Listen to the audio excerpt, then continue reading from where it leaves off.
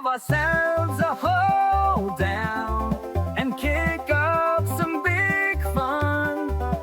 Big ideas and friendly people, and we call the show Plus One. Hi there. Welcome to another episode of Plus One. I am Chris Heatherly, your host, and I'm here with my good friend, Jonah Blake. Hi, Jonah. Hello. How you doing? Good. So rather than describing myself, because you're a man of many talents, why don't you describe what you do in the world of gaming? I mainly work on go-to-market, marketing strategy for several games, mobile to a degree, PC and browser. I've invested in a couple of studios. We do some venture building ourselves. We've made our own games, and I help them also on the investment and venture side and crypto for the few games that want it. So mostly Web3 in the past. You're a content creator in the Web2 space as well, right? They call it a KOL in crypto, but in normal land, they call it a niche influencer. I guess by YouTube standards, I'm a guppy, right, in the ocean, but for my specific vertical, I would be considered up there. So you got in the traditional way that a lot of people get into the games industry when I was coming up was you start in something like QA, right? And then you work your way into a production role and then eventually into leadership. But for Gen Z, the path is a lot different. Can you talk about the path that you've had to get into gaming and sort of how you've come up in the space? Yeah. So my history is came out of college. I didn't know what to do. I just know I liked games. Tried to start a finance startup, failed miserably, but it was a great learning experience. Went to my dad. My dad's like, well, why don't you try working at my company for a little bit and see if there's something you like? I needed the money. I didn't know what to do. I was like, sure. My father started a media business. And so started from the bottom. Now we here. In the words of a famous song, an old song. And from there, I eventually led our gaming and esports division. This was around 2018 or 19, and became one of the most profitable at the business, which was good. And I did it myself, so I was more of an entrepreneur. And then from there, I became a consultant for a number of companies, some of them public. One of them was a sports betting company. And I got my break when I ended up testifying in front of the State Senate of Ohio when I was, I think, 24, 25. I'll be 30 this year, unfortunately, or fortunately, depending on where you are. And that was my big break. That led me to a lot of clients and the ability to start my own fund. It's a very small one called Game Fund Partners. We're investors in Epic Games, Discord, a large part of a public company in Sweden. And that fund is still active today, but again, just kept working, kept marketing, kept making content. I started making content, not because I just love making content, but my thought was, okay, well, what does a Gen Z investor do? Well, they make a lot of content, whether it's podcasts or something else. I didn't think I'd be the best at podcasts, so I first started with doing like high value, short edited videos with like write-ups. So I tried to do different content. And then Clubhouse came out. I don't know if you remember Clubhouse, but $4 billion venture by Andreessen. And I was just talking on people's spaces, just talking about my life, my experience, and started my own podcast by accident. I didn't want to, but it was like a live radio show, did well over 200 episodes. And when Clubhouse died, I did it on Twitter. It was called Real Third Web. I had well over 200 guests, everyone from like the CSO of Microsoft to large billion-dollar manager bankers. Did very well. That led me into consulting again, but this time under the investment firm, which was Game Fund, and we call that Real Agency. It's been in operation for now a little over 4 years about. We do very well. We worked with well over 20 clients. Our last client was Slingshot. They just got acquired. Another client right after them was frankygo, which is a game we built for them, and they're doing very well. Had 21,000 players in the first week. We spent no marketing, no UA, did it all from our own native community and our own network. I think we've made 100,000 this week. Pretty good. For revenue, for again, we spent zero. 1 week. Yeah, first week. We spent $0 on building the game. We built it as a team together, just as friends. That's pretty much how I got into making games and investing in games. Just, I like to try things and learn really fast and make mistakes. So I'd love to talk a little bit about your experience both as a KOL and working with KOLs, because it's something that a lot of people are interested in, given that KOLs and influencers are driving so much interest in games these days. You not only create content, but you also wrangle a lot of these people. Unfortunately. And do KOL strategy for... Unfortunately, yes. So, um, there's a lot of things we could talk about on this topic, but what do you think works in with KOLs? What do you think doesn't work? And what do you think of the strategies that work now that used to work that don't? So the thing that has constantly worked is understanding who the creator is and what they do, and thinking about how your campaign can work inside the way they already know how to make content. So if someone is a P&L trader, like a meme coin day trader, which it's not my type of content, but there's a large spending audience where that is the audience. Well, okay, like, do they really want to talk about Chris's game, or do they just want to talk about Chris's assets that are trading online, whether that's CSGO skins or something else? Okay, well, we're not going to make him play the game. His audience doesn't want that. So you can't shoehorn an unnatural position for a creator. You have to work, you kind of have to rubber band yourself around who they are. That always works. It's worked every time for us. I think another thing that is a new strategy is AI creators, and this will have a lot of controversy, but we've made our own in-house AI creator, and she's had 50,000 views in the last day. We made a music video all out of AI. Yeah, that was really awesome. Yeah, she's blowing up on Reddit right now. She's in the top of r/AI videos. Yeah, so it was My Angry Yakuza My Girlfriend? Angry, yeah. So My Angry Yakuza Girlfriend is one of our clients. They're making some sort of poker casino game, and we're not working on the marketing of the game directly. We are thinking about, it's really hard to market a game that's so indie. So we're thinking about what top of funnel mindshare looks like and building a narrative around the game, where it's not the game that's selling, but the world that it exists in, because we thought the world that this guy, the developer, built was so interesting. And I saw it on Reddit. We said this was a commercial for a game, and one person, obviously, because it's online, said she could destroy me or whatever. But then under that, a guy's like, unironically, I would check out this game after watching the music video. So I kind of think about making content with creators or AI creators as an investment in time. Like, if you are watching more than 30 seconds of my video, you are investing your time. And if your time isn't spent well, or you're not entertained, or you're not enjoying, or you're not feeling something, then I've created deception, where if you feel your time is violated, there's not going to be any type of conversion. So I'm much more interested in the world of creative, because programmatic is dying anyway. I want to go down this AI thread a little bit, because you're repositioning yourself as AI driven marketing agency. Mm-hmm. And that trailer you put out, which I'll put in the comments, was really good. It was like a great music video, very quick cut. Everything was AI, including the music, right? So Kyle Salazar, who's our now head of all AI creative at sploots.ai, which is, we can talk about, that's the new company that we formed together as an AI-led business. He wrote the lyrics, but the beat, everything about the instrumental was AI. The voice was AI. Everything in it was AI, aside from the way that the video was cut, because AI editing is not good enough yet, but it will be in like a year. Also, we believe that the human touch with AI content is what makes it so compelling. For example, I think you've seen this very viral video in the last 3 days that has over 20 million views. It's Bigfoot doing ASMR, or Bigfoot is talking about living in the woods and seeing a human. That's not something AI would necessarily come up with, because it's so, Gen Z calls it schizo. It's so schizo. It's such a oddball idea that AI likes to think logically. It doesn't think illogically that well. So you need to have some human interaction in the back end to make an AI video feel compelling to watch. So you're using AI to animate the short clips, and then you're using somebody who's a really good video editor to stitch it together. We're still using humans. We think about it in the same way. So when Disney invented the multiplane camera, you could argue that put a lot of other people out of business, because you needed a team of 10, 20 people to create this 3D interaction. But all it did was create multiplane camera operators, and the storyboard artist still existed, and the distribution still existed. It's the same thing with AI. We just see it as a better version of Adobe. So it's very simple. It's okay, well, the AI can hallucinate video for you, but you have to understand continuity, because AI can't understand continuity. Right. Anything over 40 seconds, that all AI does is hallucinate an idea, but it's up to the human to put it on a narrow path to reduce. It's you ever seen a wavelength?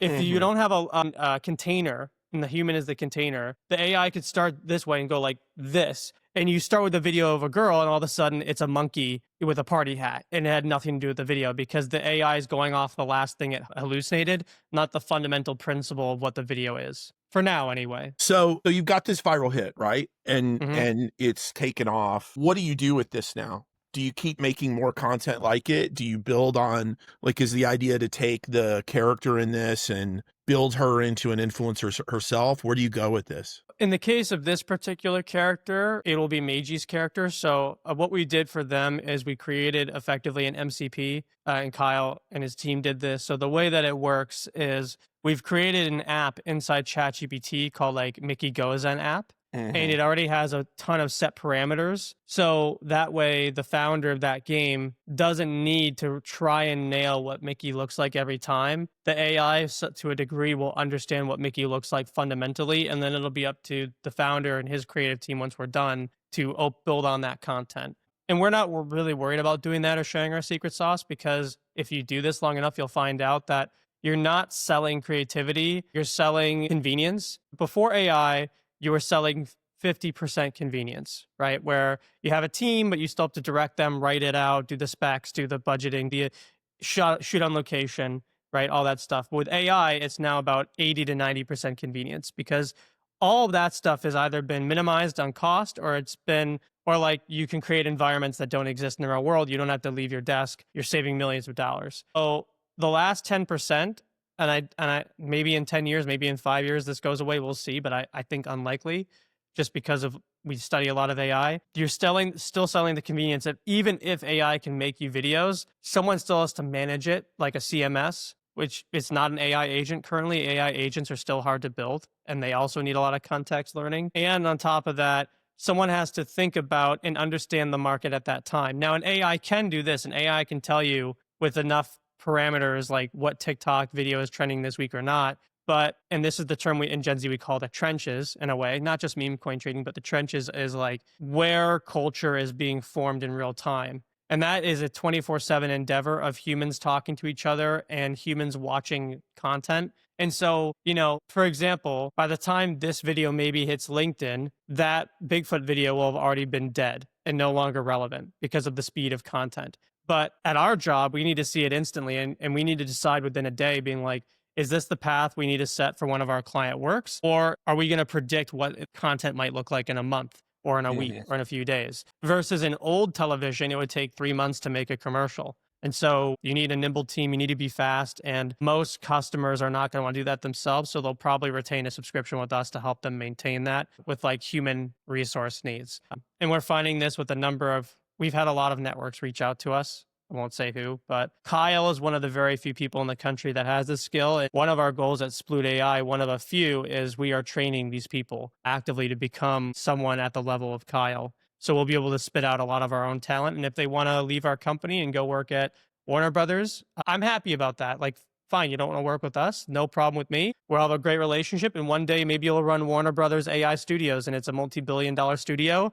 And now that's a friendship that I have there, or a friendship at, I don't know, not saying Fox News, but just thinking of like old corpo companies. Having a lot of talent come out of our group is almost like having the Y Combinator of AI video creators. And that network is really powerful. So that kind of brings us to sploots.ai and what you're doing with Sploots. So why don't you talk a little bit about that? Yeah. So I've worked with a lot of customers, a lot of clients, you being one of them. And so the thing I've asked all of our clients, I think I asked you this, which is like, if there was something that could be solved automatically that you don't have today, what might that be? And a lot of them said video content and creator search. And I'm not just talking games. No CPG brand wants to deal with influencers. That's why agencies exist. And none of them want to deal with posting content online and figuring out what's cool or what's not, or what's relevant or what looks interesting. So with sploots.ai, we've been working on our own internal AI algorithm that we call Hype Score. And the way it works, we're going to start with Twitch, but we're eventually going to do YouTube, TikTok, Instagram. We already have plans set in motion for that.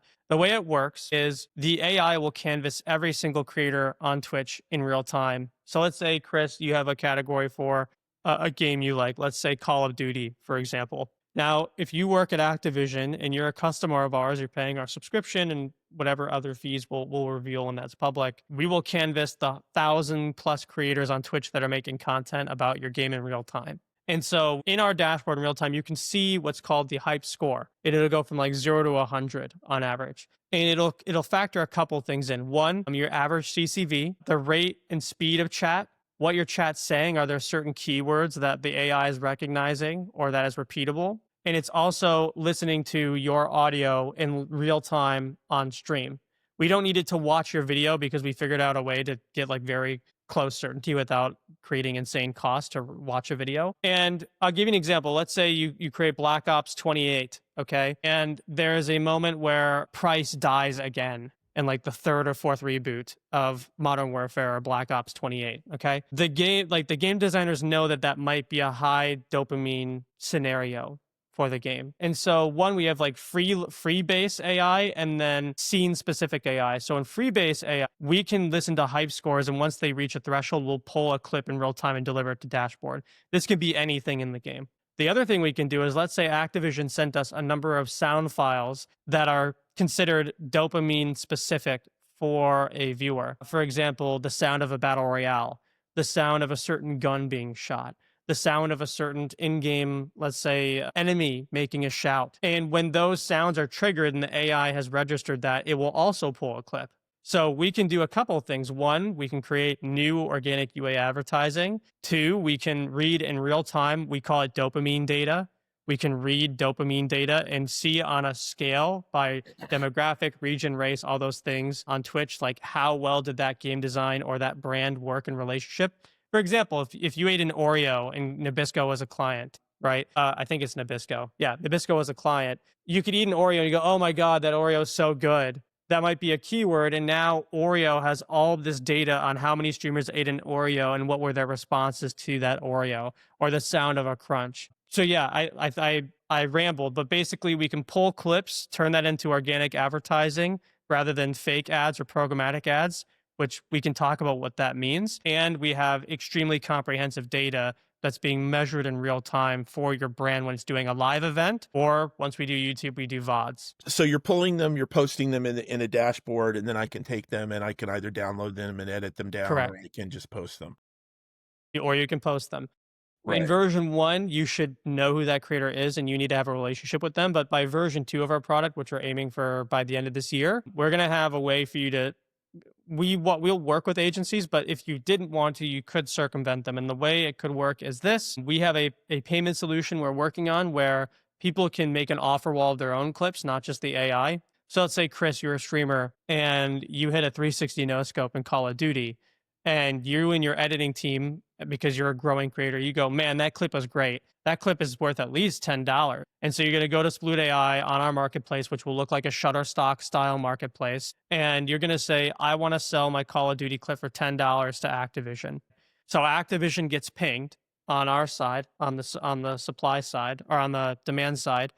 And Activision, it could be like a TikTok scroll reel or a Tinder. It doesn't matter. We'll figure out the mechanism for the beautification of it. But Activision can see the clip and determine if they want to use that for advertising. And when they click yes, they'll send $10 in real time, instant settlement, because we'll use stable coins. So this is where the blockchain comes around, but nobody needs to know or care. Like it's just about getting payments faster to a creator.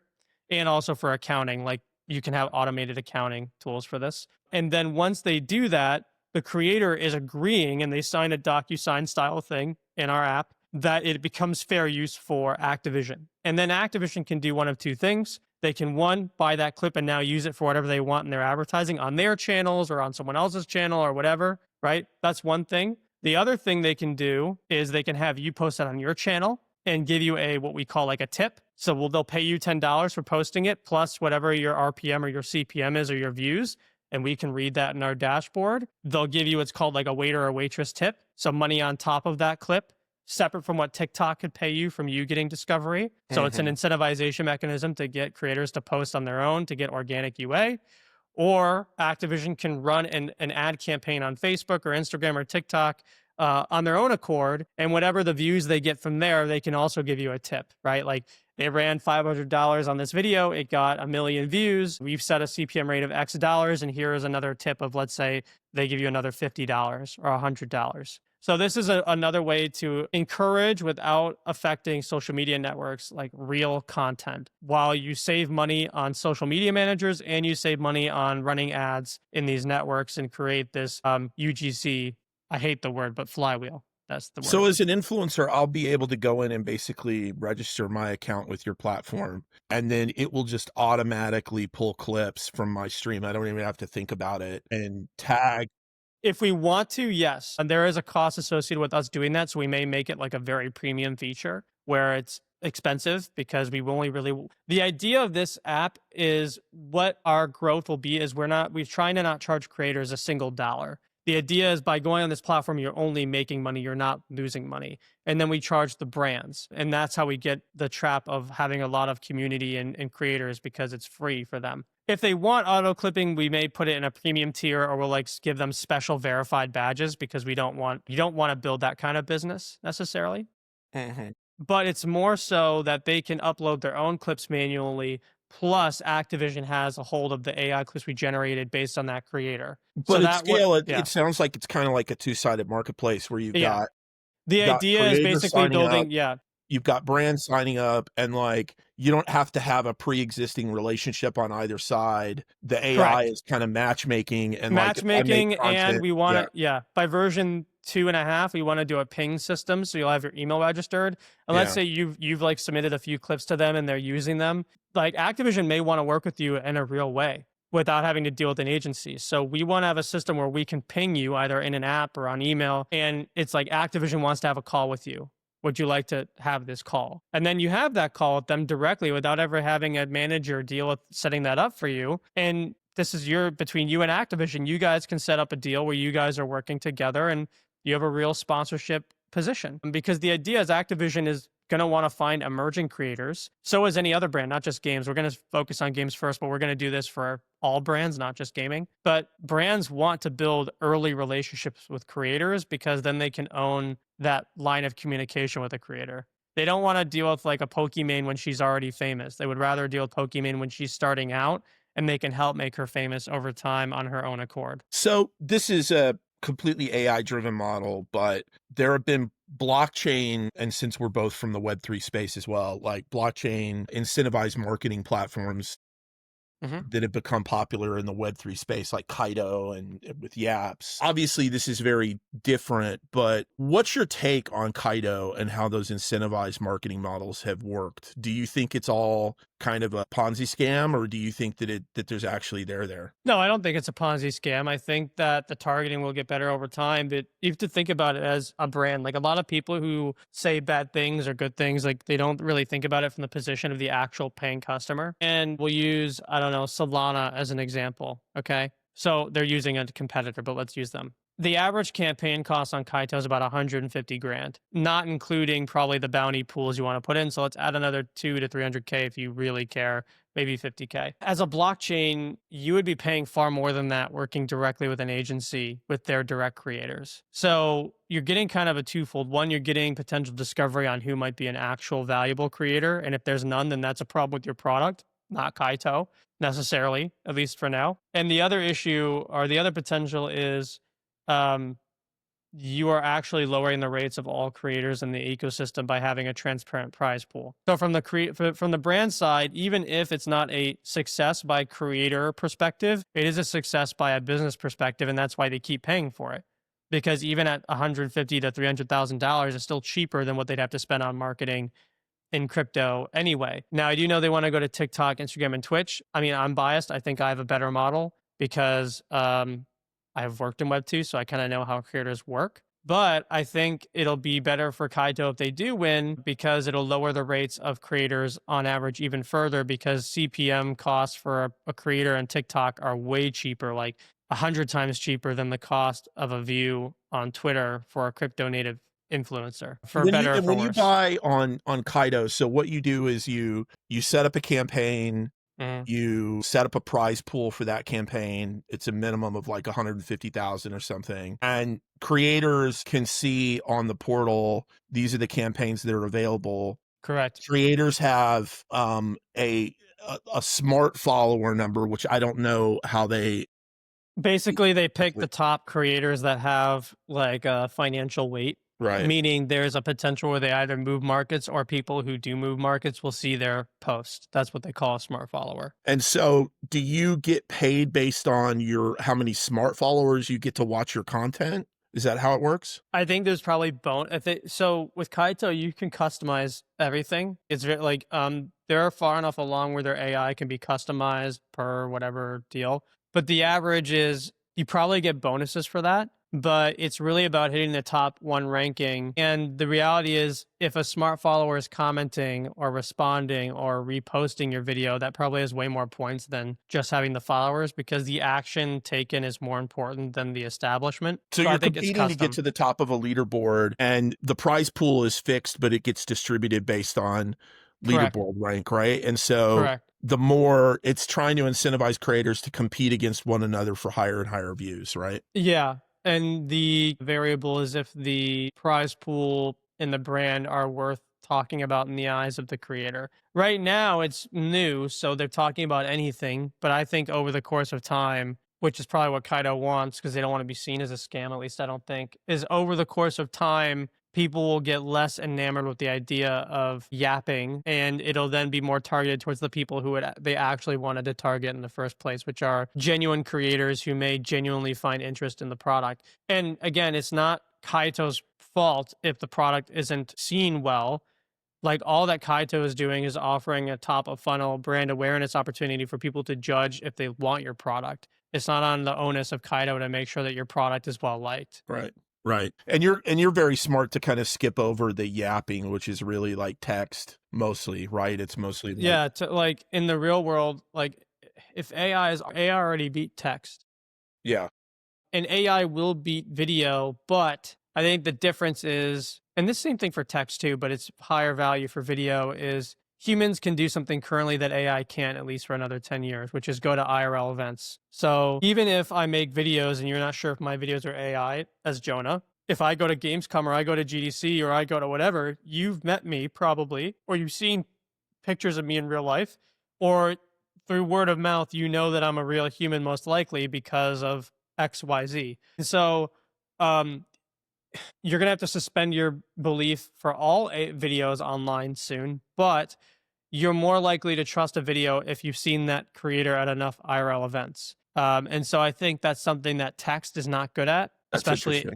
especially anon text. And this is also why we focused on live stream first. Twitch in general is dying as a business currently, but what it fundamentally is will be a massive success. That doesn't mean Twitch earns from that success. So for example, the nature of the business, which is live streaming everyday life and events, with gaming, it kind of stagnated. But when Kai Cenat really showed what you can do with IRL content, there was a whole new market that opened up, which again, we're doing gaming first because the data is rich. But we want to go into the IRL place because we want to work with all these brands that are not in gaming. There's a much even bigger market for us, and also for the games, because we'll know how like games and products can interact with each other. And that doesn't mean that Twitch is going to be the winner of IRL events or IRL live streams. It may be Kick, and people have knocked down Kick over and over. But if you go look at their growth chart month over month, they are growing. Like, they're actually performing and outperforming Twitch month over month in terms of growth of viewership. Now, that's because Twitch is kind of plateaued, like they've already found their PMF. But what happens is if Twitch doesn't innovate and also doesn't hold the DMs, like Twitch is very left-leaning. I'm a centrist. I don't want to get involved in politics as much as I can. But Twitch is very left-leaning, and there is a large audience of IRL creators who may have a right-leaning opinion. And again, I'm not to get into politics. Certain minorities are not as left-leaning as Twitch believes. So Right. if some minority races that are not white end up on other platforms and they do another Kai Cenat streamer style university, and they're allowed to talk about the things that they like talking about that may be against Twitch terms of service, they'll go to Kick. Kick is also doing better payouts. So I'm a big believer in Twitch. I think they have a lot to solve, but the business model is there. They're just not good at daily management right now. I think they can be, and I think they will be. Competition breeds opportunity and success. I think the closer Kick gets to Twitch's lunch money, Twitch will just turn on the switch and they're going to start competing, and people will go right back to Twitch in some capacity. So we're betting on Twitch, but the business model is there. I think they're just lagging right now on what it means to advertise in a live stream world. And it's the best possible outcome in an AI world. Live stream is the most organic content possible. Yeah. And live stream will probably be the last thing to be fully AI, right? Because it's not even because they can't, they could. It's the cost. It's so high. Yeah. And we've done a lot of research and discovery at our company with sploots.ai. We initially created a model where we could watch video, but our costs were 10x just on clipping X. And we're like, well, that's not going to work. And we realized that what's happening on screen and what you vocalize have a pretty similar match rate. Like, you're still going to get the same viral clip, because if someone's screaming if you hear screaming in audio, there's a good chance that something on screen happened that was interesting. So we're saving money by going audio only for now, unless we need to scale the video. And if we did like 24/7 video live stream, we'd be out of business. Like, so until we get more nuclear power plants for AI, that's not happening. So yes, live stream is going to be the most organic form of content in the world. So how do you think of the value of these different platforms, the streaming versus TikTok, Insta, X? Where's the value for game companies now? You just go to the traditional top to bottom funnel. I think TikTok is top of funnel. It doesn't convert well, but it gives you brand awareness. And if people see your content enough times, they're going to have a higher chance of clicking through. Then the middle funnel is probably YouTube and Twitter. And the reason is very simple. On TikTok, there aren't many true creators. They're just creating whatever they see in the moment. So like, most creators don't have a set identity that a community will resonate with. They exist, but they're very few. So the first brand discovery on TikTok to just people remember what they're seeing. And then they see it on X or YouTube and they go, I thought I saw that somewhere. And then they may actually click and watch the trailer, or they'll look and see what Asmon said, or some other game creator. I'm just, he's so big now. So just an example. They'll see, they want to, but like, people don't want to actually read, and they barely want to watch unless what's on screen is really interesting. They just want to know if their friend likes something. So if there's parasocial relationship with live streaming. So a lot of people will see Asmon as one of them, even though he's a multimillionaire, top of the world celebrity effectively. But they see him as an average house, so he feels accessible. Right, exactly, right. So they see him as like, oh, say he's like just like Joe down the street, right? So they just want to know what he thinks, because they believe they're going to likely agree with him, because it looks like they grew up with the same values in life. So that's your middle funnel. And then the bottom funnel is Twitch. So all right, I'll give you an example. You see clips of Elden Ring Night Rain on TikTok. Some of them are really funny or captivating or like ridiculous, and you've watched it but you forget it. Then you're on X and you see a clip of Asmon Gold playing or mentioning something about the game, or a YouTube video that criticizes it or something. And you go, oh, that's interesting. And now I'm watching the video. And then if you want to see if you're really interested in the game and watching the gameplay, you're going to go to Twitch and watch someone playing the game live and go, oh, okay, like, I like the combat, I like the voice acting, I like the set design, the world design, I like the pacing. And then the bottom of the bottom funnels is wishlist on Steam, go buy on Steam. I mean, the thing about Steam, though, it's really interesting, is it's the everything funnel, because there's so much commerce happening there that you could do awareness and sales on Steam. But it's really hard to do, and you need like experts who are good at it. We have people that we outsource to. For example, Chris, the guy you worked with, Richard Warren, like we bring him in for a lot of consulting with the people we work with for Steam, because he's done it. But that Steam is really hard to be good at. And the only thing that everyone knows is just to get to the top of the wish list. There's nothing else that they think about. So I want to shift gears a little bit. You have this interesting thesis around silly markets. And I thought it would be interesting to talk about it, because it's a very Gen Z idea, because a lot of people in my world, or traditional games, whatever, like they just roll their eyes / don't know what to think of the meme coin phenomenon and all the silliness we get up to every day on X. So what is your silly markets thesis? Yeah, so I started believing this during COVID and the GameStop stuff. Like, the GameStop stuff was the moment, and everything since GameStop has changed in the world. And the way I think about it is anything around finance gets sillified. Same thing with Robinhood. And so a lot of people who are anti-crypto will say, well, no one's going to be trading in crypto. It's just a bunch of hot air, right? To a degree, somewhat they're right. I'd say 99.8% of all things in crypto is absolutely hot air. But the 0.2% that's not, or is outperforming, it is training Gen Z in trading in the same way that Robinhood did. So now what's happening is, like, your Charles Schwab is not getting a user who's like 19 or 20. like what's happening is Axiom Trades or Nova or Photon, apps that these people have never heard of are taking that market share. And it's just a bunch of kids who have made trading bots around meme coins and crypto. And so what happens slowly is it's like those kids go from 18 to 28 and they grew up on trading on silly markets. And so they're more likely to trade silly markets than they are normal stock because they don't know how to read a 10K.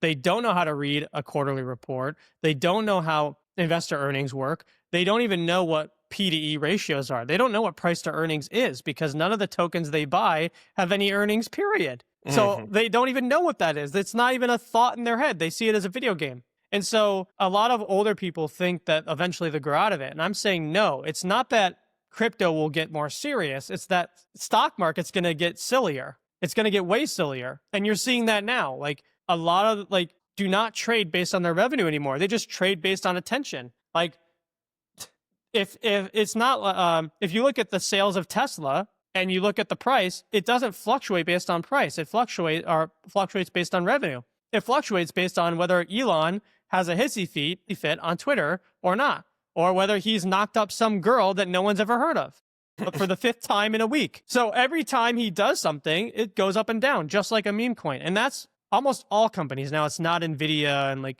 others, but I'll give you an example. What was memeified, and it actually, I think it made people buy more Apple stock. There were a ton of kids making jokes about that scene when Apple, have you seen the show Narcos? Mm-hmm.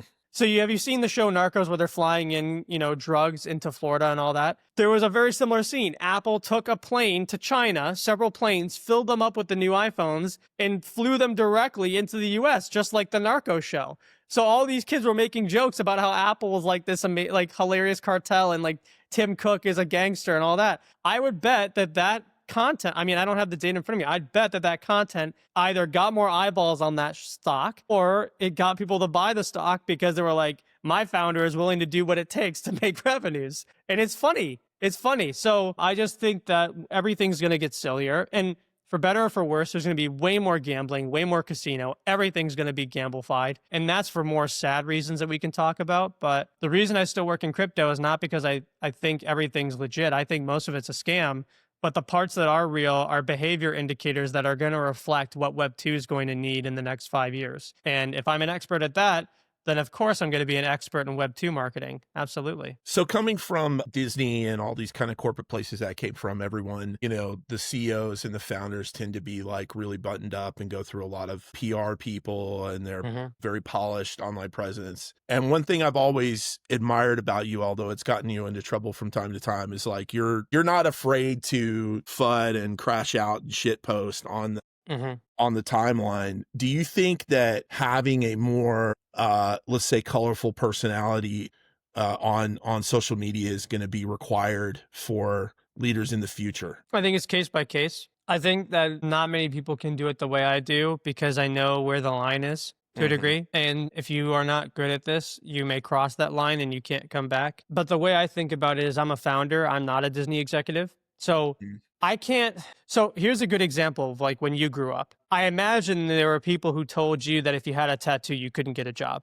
Yeah.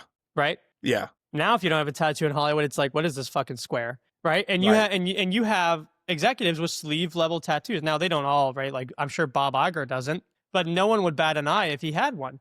Like in the real world, like the people who watch the movies, the people who buy the product, they wouldn't really care. So I think it's the same thing. It's like social media is the new tattoo, right? Like when I grew up, parents were like, whatever you do on the internet, it'll never go away. Same thing with tattoos. Whatever you put on your skin, it'll never go away. But if enough people do it, it becomes a normalized aspect of culture. With AI, I don't ever see a world where I'm going to have a public company. And if I do, it'll be automated. So right now, I'm going to be 30 this year. When I'm 40, what is the world going to look like? I don't think AI cares that much if I call someone a redacted word on Twitter. Now, should I say that all the time? Absolutely not. Okay. And I don't think most people should. But I do know that when you're building a business or you are building an online persona, the number one thing people look for is authenticity, right? Now, some of that has to be covered up and you have to do some work to like make whatever you're doing authentic still work for an audience. But I take the shape of my container. So on LinkedIn, I'm not saying this shit, right? On Twitter, people make fun of LinkedIn. Like there is a whole meme that goes around with influencers and like executives in crypto where they made a lot of money, and it's a picture of Daniel Craig in one of the James Bond movies where he's on a boat in like Mallorca or something. It's like a beautiful scene, and he's just kind of like looking at the sunset. And they're like, "I'm proud to announce that I've made enough money to never log into LinkedIn again." Right? And it's really funny. And so people on Twitter want authenticity and a little bit of negativity with to a degree, as long as you can go back and forth with what you're trying to sell, because even if you're making AI content, they're still buying from a person, and people in the creator economy want to buy from other people. Would my personality work in the oil industry or the energy industry? Probably not, but it works within the world that I operate in, which is entertainment. And in entertainment, you need to have personality. And I don't think people respect you if you're hiding your personality, as long as it's not hurting others in a damaging or criminal way, right? Obviously, there's a limit. So that's how I think about it. Yeah, because you've always been very ethical. That's the thing, is like you can go back and forth with people, but one of the things I really respect about you is you've always been a very ethical dealer, as opposed to a lot of other people in our space that maybe have been less controversial sometimes, but are known for scams, right? Mm-hmm. A lot of people like that, where they're very nice to you in person and then they'll stab you in the back. A lot of people like that. With me, I'll just stab you in the front. Yeah, exactly. So you just released a new game called frankygo. frankygo, yeah. And talk about the game. This is your first game venture. So, and you guys did it really quickly. So talk about what you're doing there. Yeah, it took about 2 months to develop. I was looking for mobile games that I would call like all-time hitters. One of them is Capybara Go.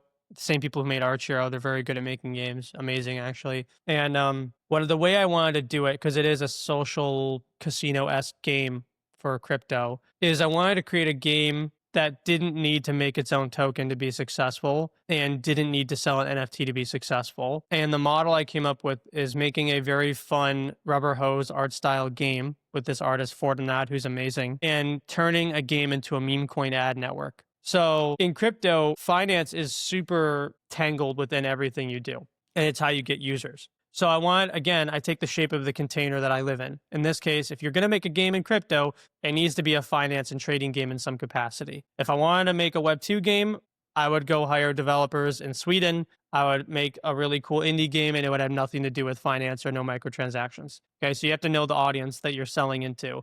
And there's a lot of money in crypto if you make the right product. It's just you have to know what that product actually is. Nobody wants to play Call of Duty in crypto. If they wanted to play Call of Duty, they would just go play Call of Duty. So you have to think of something new.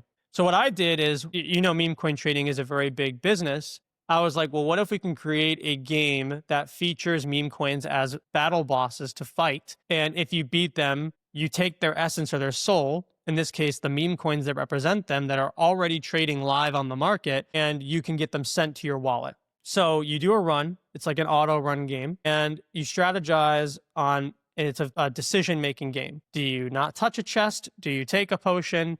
Do you fight the guy? And that can reduce your health, buff your stats. You're making choices. In version 1, it's a little rudimentary, but by season 2, which we're already working on, there's a lot of the complexity. I've thought through all the way to season 5 on how to do this. So we know how to make it a little more complicated, but we wanted to refine one core feature, which is when you kill a boss, will that meme coin directly get sent to your wallet?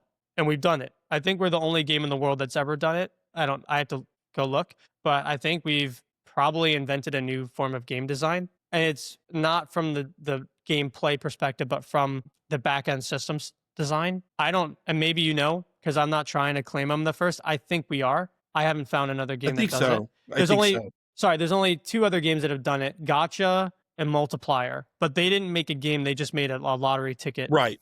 Right. It learns a lot from Gotcha Game, but correct. Yeah, it's very similar to Gotcha Game. The only difference is that we turned it into a playable game with decision making versus you pay and then you like scratch off. And so what it turns out is the game works really well for 2 people. One, the player, because they can make money if they roll correctly, and for the meme coin, because if we have a large enough player base, they get new holders, they get volume on market, they get discovery, and people can learn about them. And it's good advertising because we can make in-house content. And so it's been a pretty big success. We're now on day 8, but we had day 7 yesterday.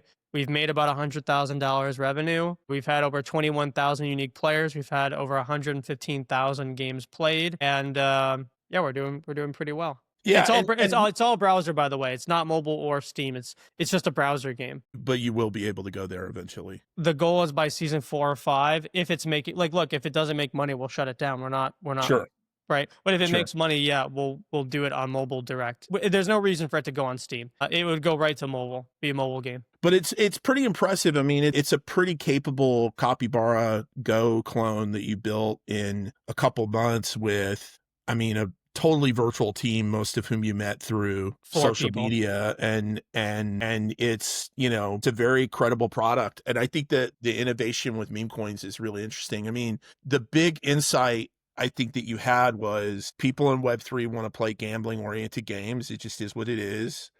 The difference with what you're doing is you can pay really in any, I mean, you could pay with fiat, you could pay in any currency that, I mean, I think right now you only take Ethereum probably, but Right now, just because the chain that we're on, it's like a little complicated, and their stables network isn't fully like abstract stables isn't really out yet. But when that is, we'll accept stable coins. So it'll just be like, as long as you have money in that wallet, and that's Abstract's job, not ours, you can pay in dollars. Like, it's fine. but there's nothing preventing you from taking any form of No, we could take currency any coming form. in. No, You don't the have only to buy a token or anything, right? No, you don't have to buy a token at all. The whole point is that, like, we wanted to create a game that could work in Web 2, but has this specific function of dropping you meme coins. And the idea, like, the theory was, if one, it's an ad network, then by the second, if it really took off, it could be a live service game that can live service itself. Because rather than us creating the content and us creating the new money flow and us creating all these things, we're a vehicle, a pass-through vehicle for new coins who have their own marketing teams to run it through. Right. So, and the players, the DGens can participate, can gamble sort of at 2 levels. One is they can play for free, right? But they can buy premium tickets. Premium tickets give them better odds and higher payouts. We're going to be right? making some changes. So yes, that mode's still there.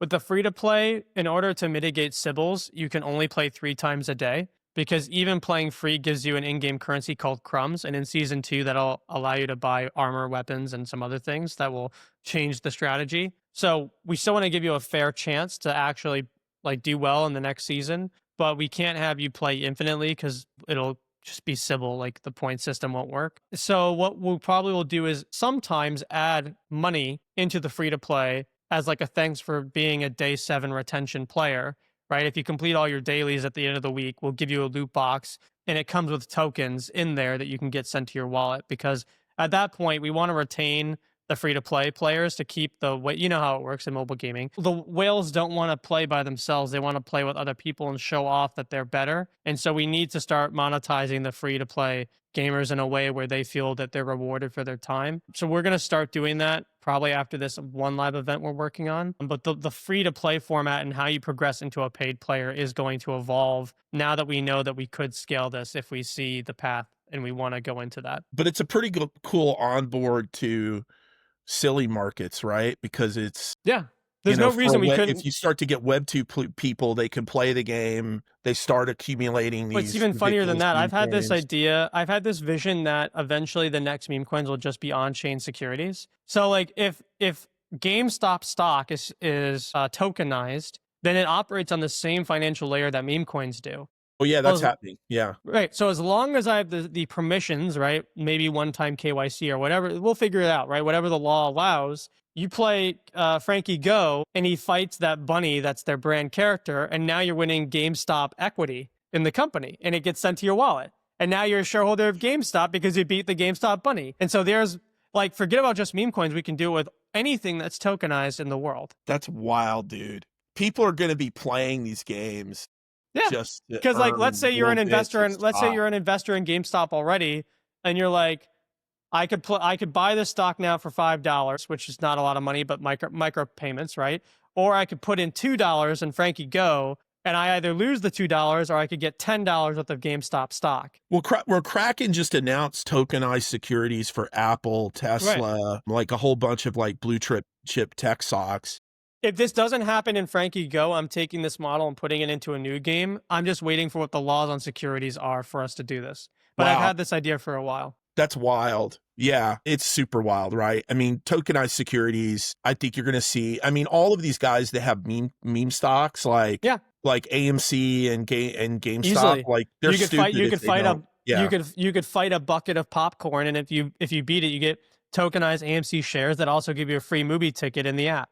There's all sorts of things you can it's do. wild because it's driving ownership of securities and equities and like Which is great for the market. They want that. That diversification yeah is very healthy. So we have a client right now called Planet X, and we're doing something very similar. But the difference is that we give real world prizes. Have you ever seen those commercials where you're like, we basically want to create a Mr. Beast game, but really interesting. So it's a battle royale like PUBG.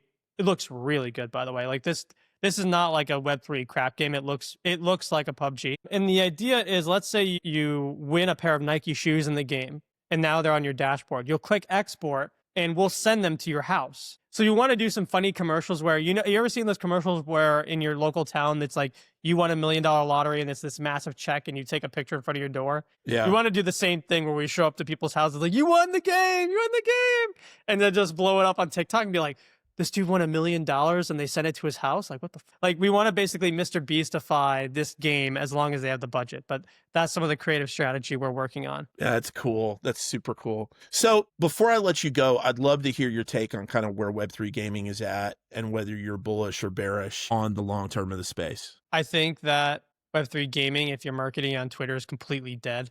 Totally wasting your time. Like, don't even bother. I think that I'm more interested. What defines a Web3 game? We'll start there. What previously defined a Web3 game is you launching your own token and making a tokenomics economy. For now, I don't think that works. And I think that we've got to completely stop that altogether. But what does work are these examples like Planet X or like frankygo, where as long as you have stable coins and you have a backend system that can register that user in their wallet, then it's totally like amazing. Like, there's no reason why you couldn't have a game that's in Web 2 have a real earn out function, but instead of some speculative token, it's just stable coins, which have no speculative nature. It's just a digital dollar, right? And now we have laws for that. There's no reason that Xsola or Tapalti or whatever the next provider does won't just add that as a part of their SDK and allow game devs to just patch in. So when it comes to real rewards, real money, and creating interesting content, very bullish on Web3.